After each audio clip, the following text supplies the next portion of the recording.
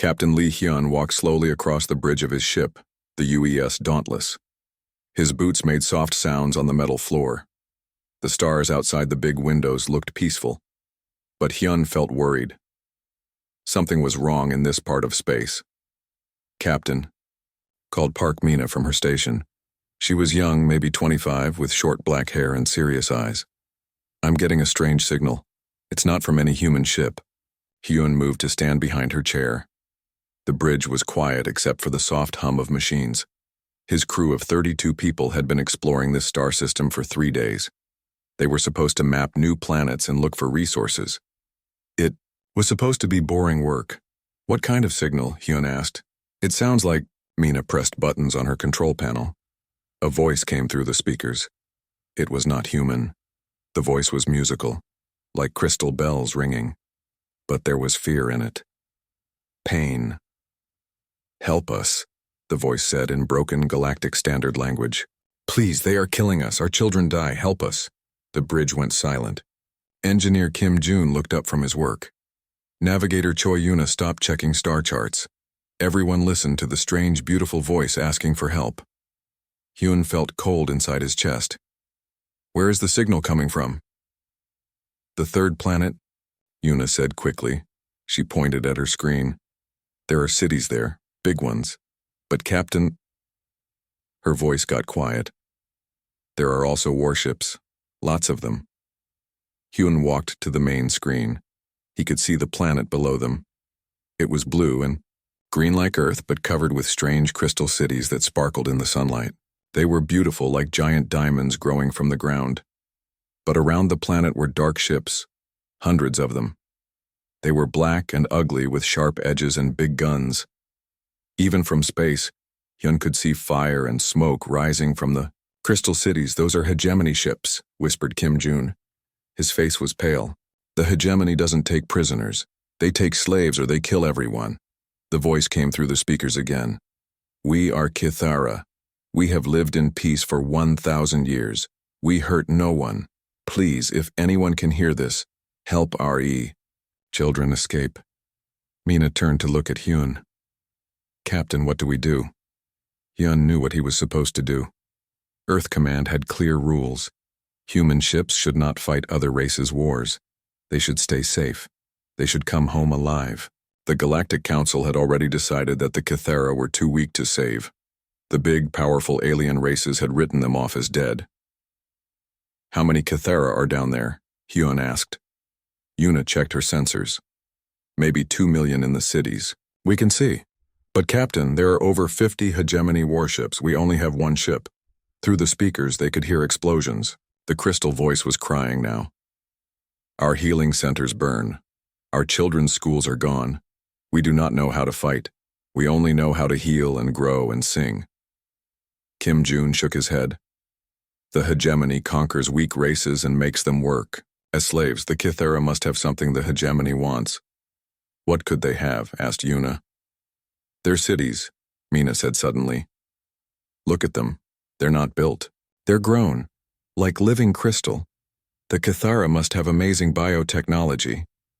Hyun watched the screen as another crystal city exploded into bright pieces. He thought about his own daughter back on Earth. She was the same age as some of the young voices he could hear crying in the background of the transmission. "Captain," Kim Jun said carefully, "we have orders.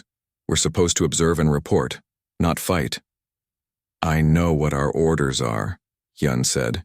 His voice was hard. Another transmission came through. This time it was different. It was a hegemony voice, cold and mechanical. "Attention, any ships in this system. This is Hegemony Fleet Commander Vextar. The Kithara system is now under hegemony control. Any interference will be considered an act of war." The transmission cut off. The bridge was quiet again. Hyun looked at his crew. These people had been with him for 3 years. They trusted him. They followed his orders.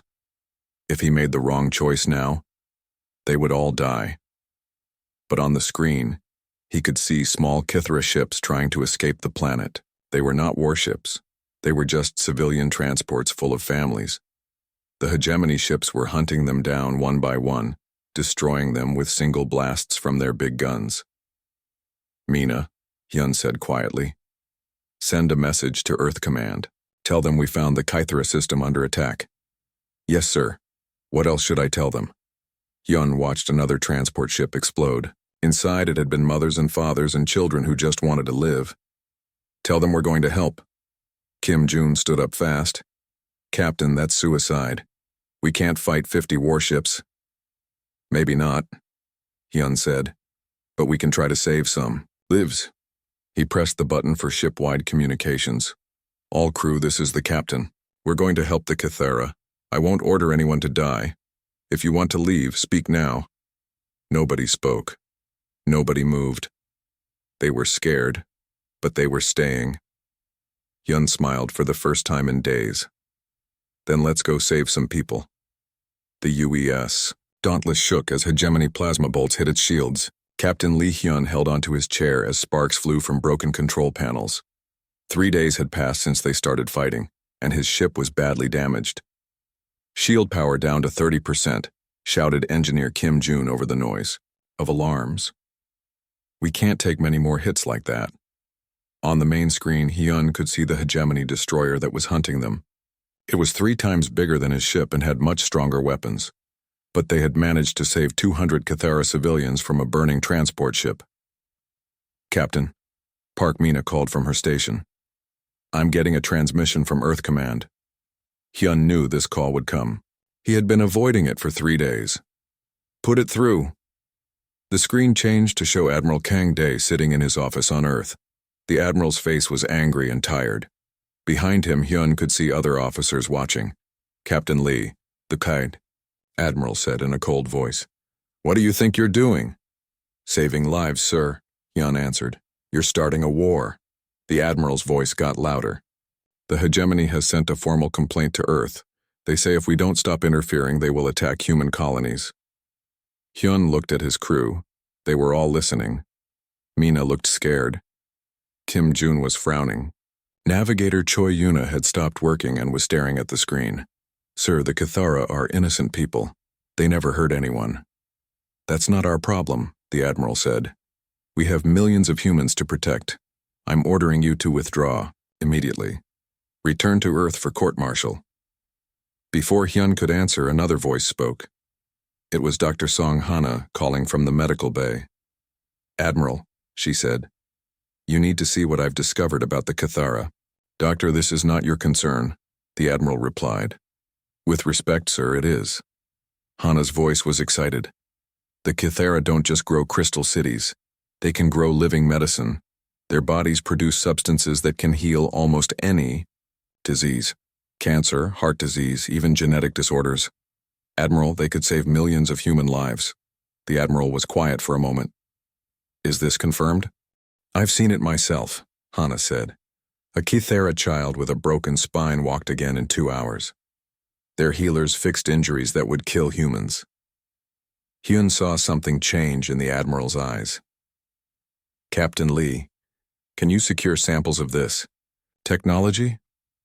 Sir, Hyun said carefully, the Kythera aren't objects to be studied. They're people who need help. Don't lecture me about morality, Captain. If this technology exists, Earth needs it. The hegemony certainly wants it. Through the speakers, they could hear more explosions from the planet below. The crystal voice they had first heard was speaking again, weaker now. Our great healers are dead, the voice said. The hegemony took our biolabs. They force our people to make weapons from our healing knowledge. We will not do this. We choose death before making instruments of harm. Hyun felt sick.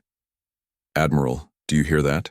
The hegemony is trying to turn their healing technology into weapons. All the more reason to secure it ourselves, the Admiral said. Captain, new orders, retrieve Kythera technology and personnel. Withdraw when complete. No, sir. The bridge went completely quiet. Even the alarms seemed to stop for a moment. What did you say? The Admiral asked. I said no, sir. I won't treat. These people like lab animals. The Admiral's face turned red with anger. Captain Lee, you are relieved of command. Transfer authority to your first officer immediately. Hyun looked at his crew. First Officer Park Mina was technically supposed to take command now. She was young and scared, but she was a good officer. She followed rules.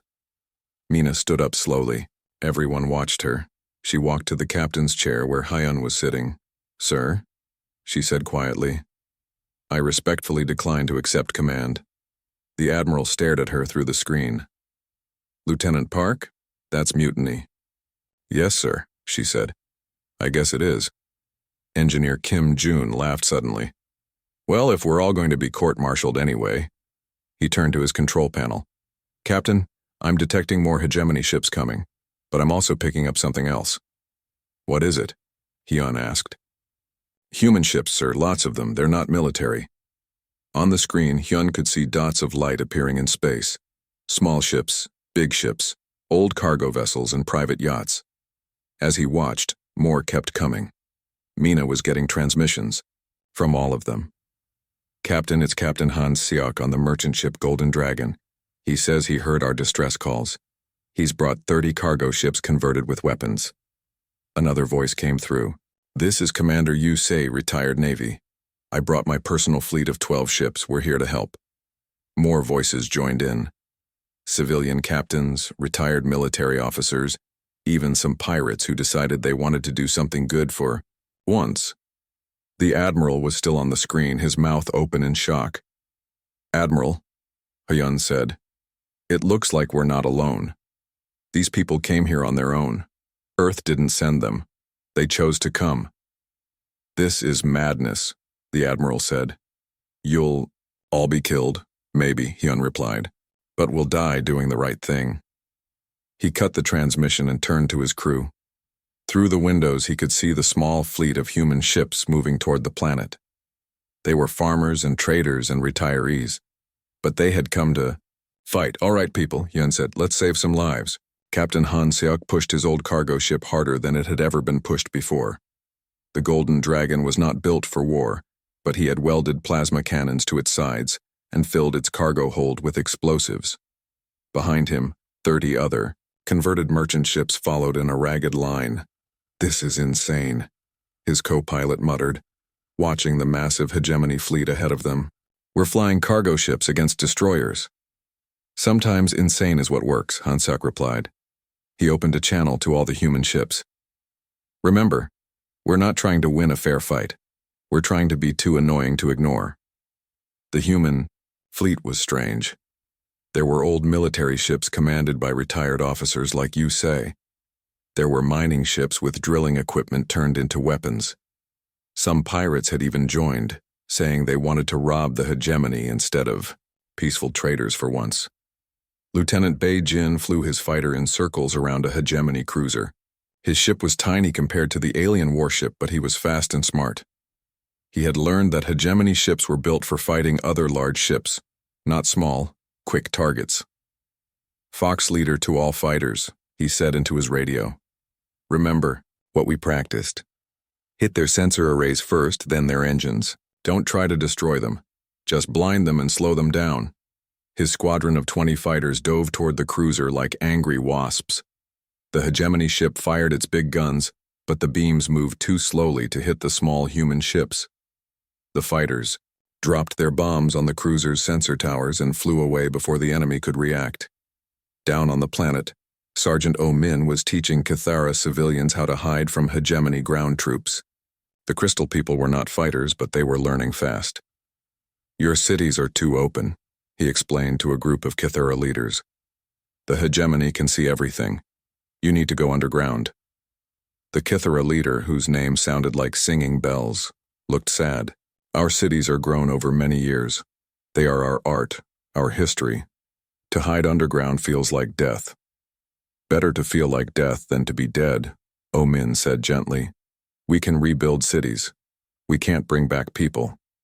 Dr. Songhana worked in a cave that the Kithara had turned into a hospital. She was amazed by what she saw every day. Kithara healers could make medicine from their own bodies. They could grow new organs for injured people. They could even help damaged brains heal. "How do you do this?" she asked Nalthara, a young Kithara biotechnician. "We do not make medicine," Nalthara replied in her musical voice. "We ask our bodies. to share healing. All life is connected. When one hurts, all hurt. When one heals, all heal. Hana watched as Nalthara placed her crystal hands on a human soldier who had been badly burned. Light flowed from the Cathara's fingers into the man's wounds. In minutes, new skin began to grow. "This is impossible," Hana whispered. "No," said Nalthara. "This is life." Above them in space, the battle was getting worse. The hegemony had brought more ships and the human fleet was taking heavy losses. Captain Lee Hyun watched from his bridge as the cargo ship Busan Trader exploded under enemy fire. "We can't keep this up," Engineer Kim Jun said. "We've lost 8 ships in 2 days. But we've saved 3,000 Cathara civilians," Park Mina pointed out. "They're safe in our cargo holds." Through the speakers came a new voice. It was Commander Vextar, the hegemony fleet leader. His voice was cold and mechanical. "Human. Ships, you have fought bravely, but you cannot win. Surrender now and we will allow you to leave. Continue fighting and we will destroy every human colony we can find." Hyun was about to answer when another voice cut in. It was Han Seok. "Hegemony Commander, this is Captain Han of the Golden Dragon. I have a message for you." "Speak, human." "Go to hell." What happened next surprised everyone. Han Seok flew his cargo ship straight at the hegemony flagship. The alien ship fired everything it had, but Han Seok's ship was already damaged and leaking. The plasma bolts made it explode, but the explosion was much bigger than it should have been. He filled his cargo hold with mining explosives. Yusai said quietly. He turned his ship into a giant bomb. The hegemony flagship was badly damaged. Its shields were down and its engines were not working. "All ships," Yun called out. "Attack the flagship now while it's helpless." The remaining human ships swarmed around the disabled enemy vessel, but before they could destroy it, something unexpected happened. The Cathara spoke to them. "Wait," came the crystal voice. "Do not kill them. We have an idea." Nalthara had been working with Dr. Hana to create something new. They had combined Cathara healing technology with human armor. The result was amazing. "Look," Hana said, showing Hyun a piece of test armor. "The Cathara biocrystals can bond with our metal. The armor can heal itself when damaged. It can even adapt to different weapons." "How is this possible?" Hyun asked. "The crystals are alive," Nalthara explained. "They learn, they grow, they protect." Soon, human soldiers were wearing the new biocrystal armor. When hegemony weapons hit them, the armor absorbed the energy and used it to make itself stronger. Soldiers who should have died walked away from direct hits. The tide of battle began to change. But Hyun knew it was not enough. The hegemony had too many ships, too many soldiers. They needed a miracle. Then the miracle came, but not from where anyone expected. "Captain," Mina called out excitedly, "I'm detecting new ships jumping into the system. Lots of them." "More hegemony reinforcements?" Hyun asked tiredly. "No, sir," she said with a big smile. "They're from the Tarian nomads, the Aquatic Collective, and the Silicon Brothers, species the Galactic Council abandoned years ago. They've come to help us." The alien ships appeared like ghosts from hyperspace. Captain Lee Hyun stared at his screen in amazement as dozens of strange vessels materialized around the Cathara system. They were not like any ships he had seen before. The Tarian nomads flew ships that looked like flying mountains covered in dirt and plants. The Aquatic Collective used vessels filled with water, their transparent hulls showing the fish-like beings swimming inside. The Silicon Brothers piloted geometric craft that sparkled like living computers. "Captain," Park Mina said with wonder in her voice, "I'm getting a transmission from the lead Tarian ship." The voice that came through the speakers was deep and slow, like rocks grinding together. "Human Captain Lee Hyun, I am Stone Teller Kex of the Tarian Nomads. We remember when the Galactic Council said we were too primitive to matter. We remember when they left us to die when the plague came to our worlds." Another voice joined in, this one sounding like water flowing over stones. "I am current singer Belu of the Aquatic Collective. The council said we were too different to understand civilization. They abandoned us when our oceans dried up." A third voice spoke, made of electronic sounds that somehow formed words. I am Logic Node 7742 of the Silicon Brothers. The Council declared us non-living because we are made of metal and circuits. They left us when the solar storms came. Yun felt his throat tighten. Why are you here? Because you did not leave the Cathara to die, Stoneteller Kex replied. Because you showed us that someone will still fight for the abandoned. The Hegemony fleet had been preparing for their final attack on the last Cathara stronghold. Commander Vextar was confident. His forces outnumbered the humans by 10-1, and he had fresh reinforcements coming. But now he faced something different.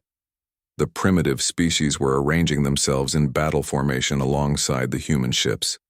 Their vessels looked old and patched, but there were so many of them. This changes nothing, Vextar announced to his fleet. We will destroy them all.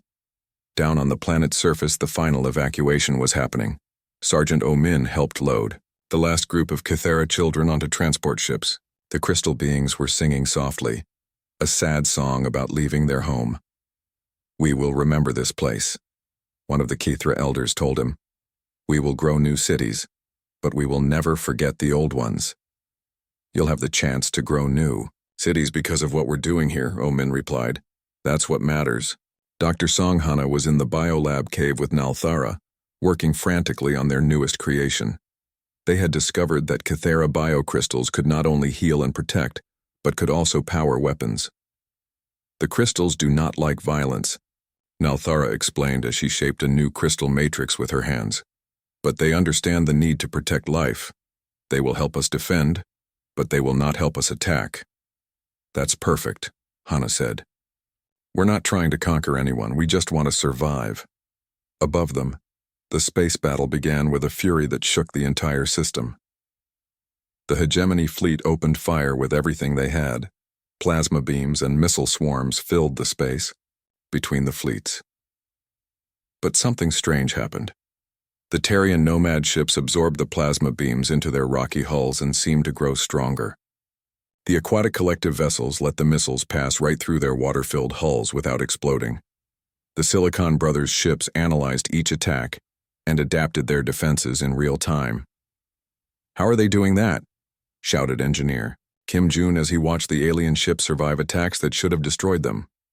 They've had centuries to learn how to survive, Hyun realized. While the Council species got comfortable and soft, these people learned how to endure anything, Lieutenant. Beijin led his fighter squadron in a desperate attack on a Hegemony cruiser, but this time he was not alone. Terrian rock flyers joined him, their ship slow but incredibly tough. Aquatic dart swimmers flowed around the enemy vessel like a school of fish. Silicon Brothers drone fighters calculated the perfect attack. Angles. This is amazing, Beijin called over his radio. They fight like nothing I've ever seen. The Hegemony flagship tried to ram through the defensive line to reach the planet. Commander Vextar was furious that his superior technology was being defeated by a collection of outcasts and primitives.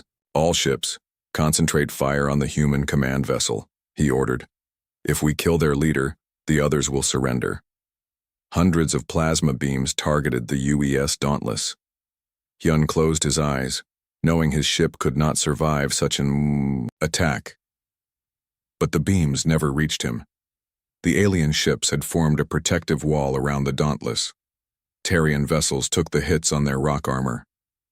Aquatic ships spread the energy through their water. Silicon Brothers' craft redirected the beams back at their attackers. Why? Hyun whispered. Stoneteller Kex answered him. Because you stood for us when no one else would. Now we stand for you. The battle reached its climax when Nalthara's biocrystal shields were distributed to all the defending ships. The living crystals bonded with every type of hull: human metal, Terrian rock, aquatic biomaterial, and silicon circuitry. For the first time in galactic history, completely different species were working together as one. Their combined strengths created something greater than any of them could achieve alone. The Hegemony fleet, designed to defeat individual species, had no answer for this unprecedented cooperation. Their rigid tactics could not adapt to the chaos of truly united diversity. When Commander Vextar's flagship finally retreated, damaged and defeated, The cheers that went up from the combined fleet were heard in dozens of different languages and sounds, but they all meant the same thing. They had won. Together. 6 months after the Great Battle, Captain Lee Hyun walked through the crystal gardens of New Cathara. The colony was unlike anything humans had ever built. Living crystal towers grew next to metal buildings. Terrian earth mounds sat beside aquatic water domes. Silicon Brother geometric structures sparkled in the sunlight. Children from 4 different species played together in the gardens. Human kids chased Cathara younglings whose bodies glowed with happy colors.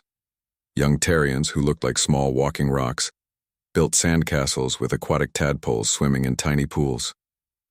"It's beautiful," said Dr. Songhana, joining Hyun on his walk. She had stayed on New Cathara to run the medical research center. 6 months ago, none of these species had ever worked together. Now look at them. Hyun smiled as he watched a human girl teaching a young Cathara how to play hopscotch, while the crystal being taught her how to make light patterns with her hands. "Any word from Earth?" Hana asked. "Admiral Kang sent another message," Hyun replied. "The Earth government is officially angry with us. Unofficially, they're very interested in what we've accomplished here." The Free Species Alliance had grown quickly. What started as a desperate battle to save the Cathra had become something much bigger. Dozens of species that the Galactic Council had ignored or abandoned were joining together.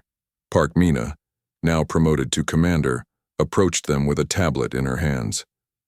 "Captain, we have the weekly report. 17 distress calls answered this week.